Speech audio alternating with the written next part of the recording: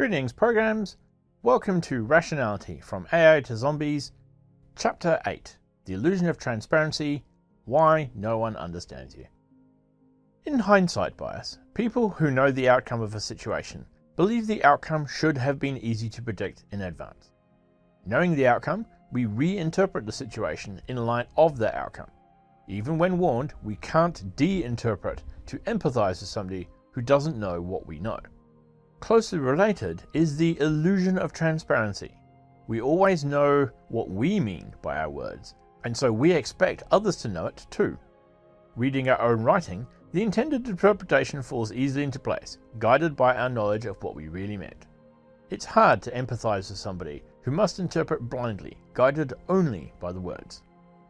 For example, June recommends a restaurant to Mark.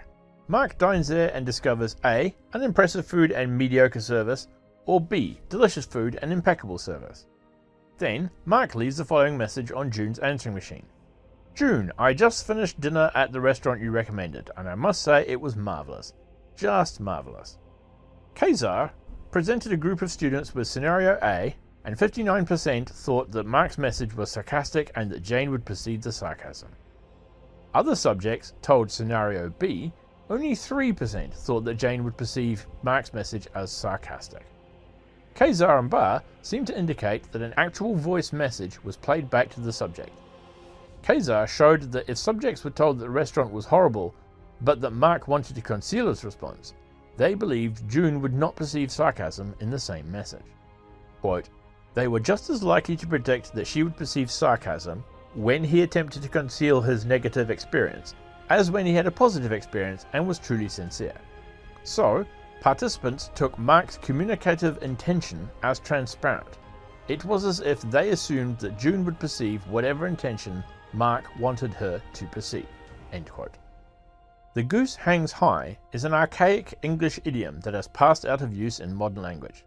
Kazar and Barr told one group of subjects that the goose hangs high meant that the future looks good. Another group of subjects learned that the goose hangs high meant the future looks gloomy. Subjects were then asked which of those two meanings an uninformed listener would be more likely to attribute to the idiom. Each group thought that listeners would perceive the meaning presented as standard. Other idioms tested included come the uncle over someone, and to go by the board, and to lay out in lavender.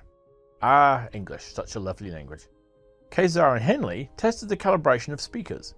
Would speakers underestimate, overestimate, or correctly estimate how often listeners understood them? Speakers were given ambiguous sentences. The man is chasing a woman on a bicycle, and disambiguating pictures. A man running after a cycling woman, and then asked the speakers to utter the words in front of addressees, and then asked the speakers to estimate how many addressees understood the intended meaning. Speakers thought they were understood in 72% of cases, and were actually understood in 61% of cases. When addressees did not understand, speakers thought that they did in 46% of cases. When addressees did understand, speakers thought that they did not in only 12% of cases. Additional subjects who overheard the explanation showed no such bias, expecting listeners to understand in only 56% of cases.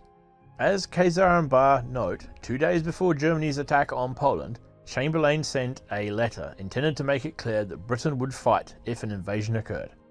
The letter, phrased in polite diplomatese, was heard by Hitler as conciliatory, and the tanks rolled. Be not too quick to blame those who misunderstand your perfectly clear sentences, spoken or written. Chances are your words are more ambiguous than you think. End of chapter. Now, anybody who's spent time arguing with people on the internet will know that this is true. There's nothing that spells it out better than arguing by text and having somebody misunderstand because they are missing all the cute little social cues that come from your body language, tone of voice, and the way you pace your sentences, all of which is missing from text. Anybody who's spent time in forums or commenting on YouTube videos or whatever will know how easily things can get misunderstood, which neatly spells it out for us. It's a lot worse in text when you're missing all the subtext and all the non-verbal cues and what have you, but it can happen in face-to-face real conversations as well. So just remember, when you're trying to send out a message, be it a memo, be it a comment on a YouTube page, be it a comment on a forum, that the person who is reading it doesn't know what you know. And it can be very instructive if you've ever had some horrible confusion happen with somebody who speaks English as a second language but does so reasonably well. Sometimes the clever little turns of phrase that mean things get lost. And this can be brilliantly instructional for letting you know that, hey, what you know and what they know are two different things, and you really need to change how you write stuff. So I think there's a valuable lesson there for all of us that spend time on the internet. That's all for Chapter 8. Tune in next time for Chapter 9, expecting short inferential distances. Bye for now.